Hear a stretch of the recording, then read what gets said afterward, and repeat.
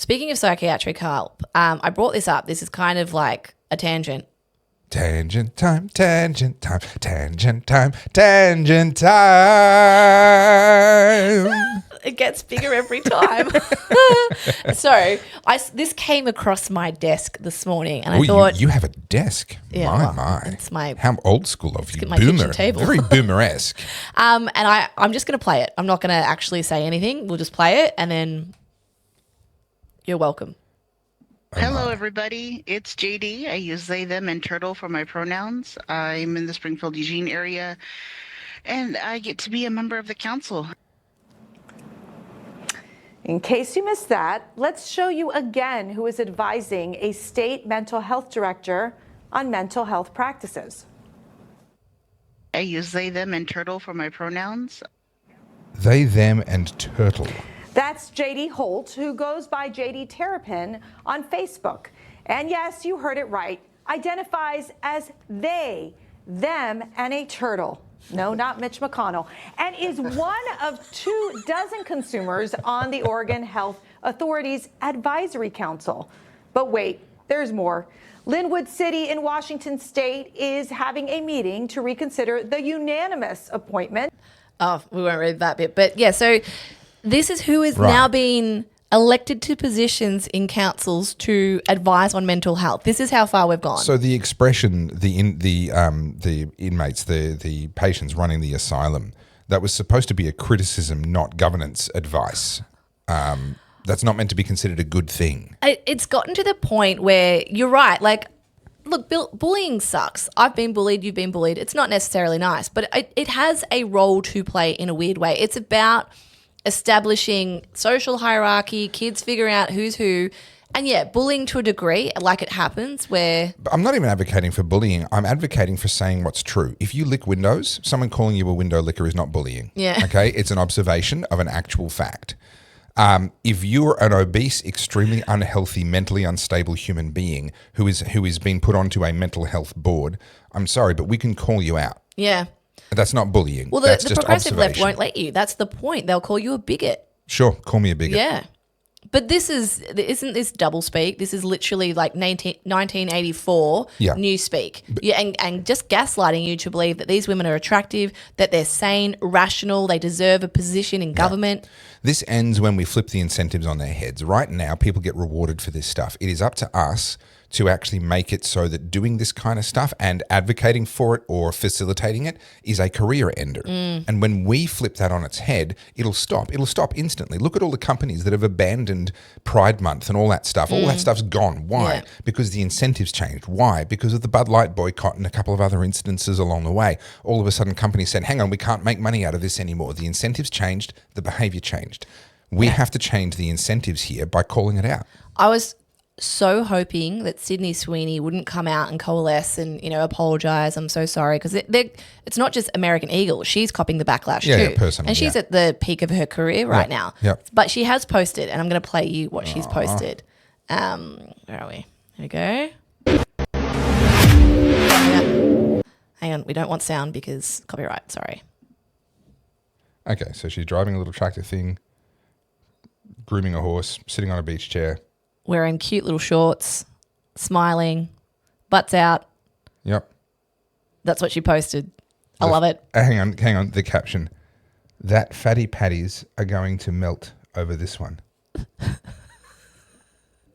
Okay, that wasn't written by her. Sorry, No. that wasn't written by Sydney Sweeney. Okay, so I thought that was literally the caption that she'd put with it. I was about to say, okay, finally, you're right. She's a hottie. All right, I'll admit it. If that's what she's writing, then fine. Yeah. So what you're telling me is that she's not backing down. She's not apologizing. No, she has not, which is great to see. And, she's doing very all-American things. She's wearing a cowboy hat. She's got her little denim shorts on. This is traditional all-American Yeah, things. it This is is harking back to 1950s all-American. Yeah, this is like what you would expect at a college campus, young teenagers. She's not young. She's like almost 30. But, this is what you expect those Midwestern girls to be like. Yep. And good. Yeah, good. There's nothing wrong with that. 100%. We are allowed to like what we like. This is the funny double standard that came with all this wokeness was you have to accept me for who I am. Love is love, blah, blah, blah. Okay, I happen to like physically fit, traditionally attractive feminine women. Oh no, you can't. You can't like that. You're not allowed to find an actress that's in good physical condition more attractive and be more inclined to spend money going to see her in a movie than you are, a beached whale. You're not allowed to actually. We're not allowed to like what we like. You can only use that argument if what you like is on that list of oppressed, approved things. Yeah. Do you know who Pedro Pascal is? I do. This is the latest thing that people are. This is a shame because I like him as an actor. Really? I What think is Game of Thrones? I know. Well, actually, I've barely watched that. Oh no, I saw a few seasons actually a long time ago. No, he was in. Was it not Pedro Pascal who was in the latest of the Gladiator movies? Was that not Pedro Pascal? The one with Denzel Washington? I don't know, actually. So he's a creep. He's a creep. I'm sorry. He's absolutely a creep. Right. I'm trying to bring up, I've seen heaps of YouTube videos on this, but Hollywood are trying to push him on us in unprecedented levels. He is everywhere at the moment. He's in every movie. He's on every bloody red carpet. This is like Pedro Pascal fatigue. Right. And he is, apparently he's got anxiety, which requires him to touch people. Oh. But he doesn't touch. I did hear about this. He doesn't touch men. He touches women. Yeah, okay. Particularly one of his co-stars who's heavily pregnant and married to someone else and pregnant to someone else. Yeah.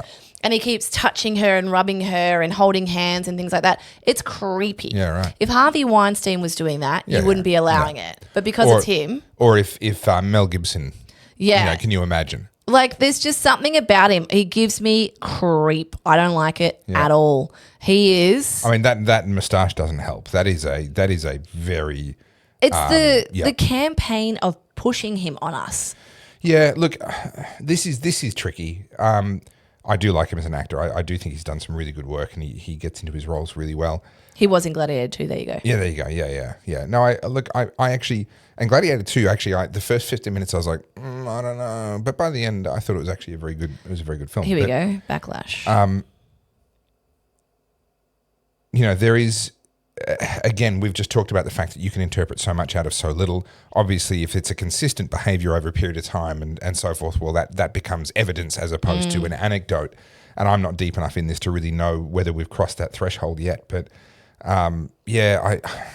this is not his wife. Let's just make sure that we're hunting for the right This is reasons. someone else's wife. Yeah. And there's Sydney Watson did a great video on this. Yeah, okay. Very, very in-depth, and go watch it. Sydney Watson does great videos. Yep. But there's just too many incidences where he's touching women in a way that if that happened to me, I'd be like, what the fuck? Don't touch me. Yeah. And of course, anxiety is sort of, like. And if it's a pattern of behavior, then look then, at, what's this chick's name? Sarah something. Look at her face. Yeah. Like, she ain't into it. She's grimacing. There's a lot of. See, I will say a photo like that is borderline meaningless on its own. In isolation. I can play you the clip. I've got to convince him. I didn't know we were going to go down this road. I'm not sitting here defending him. I'm saying I don't know, but I just think it's really important to not. Yeah, okay. So she shoved his hand off once, and then he's grabbed her hand. Oh, it's because he has anxiety. He needs to hold her hand. Yeah. I find it hard to believe that someone who is a huge movie star and who is the focus on movie sets around hundreds of people can't be in settings where there's other people around and needs to hold someone's hand. I find that hard to believe. Most Hollywood stars are head cases. I know that. In one way or another, most of them are head cases. Topher's not convinced, guys. Let us know in the comments. Look, I just haven't looked at it. I haven't looked into it enough. And let me be clear, I'm not defending him, but I am saying... Sounds like it. No, but what I am saying is we need to make sure that when we hunt for witches, we only burn the witches. That's fair. Right? I just think there's something interestingly being orchestrated where he is just being everywhere pushed. all at once. Could it not just be his moment? He's the it guy. No, he's woke. He says all the right woke things. Oh, sure, but he would never even got into Hollywood if he wasn't. Like, that's a given. Yeah. Anyone that's in Hollywood is either woke or is considered, someone like a Denzel Washington or Mel Gibson, etc. They made it before all the wokeness really sort of kicked in. Anyone younger Has to be woke. You don't get in if you're not. Well, here you are again. Thank you so much for watching the Oddcast. You've just seen a clip from the wonderful Carly and myself. Am I wonderful? No, but Carly is. And between us, we make a good team. So head on over to the Oddcast HQ on YouTube and watch our full episodes over there. See you there.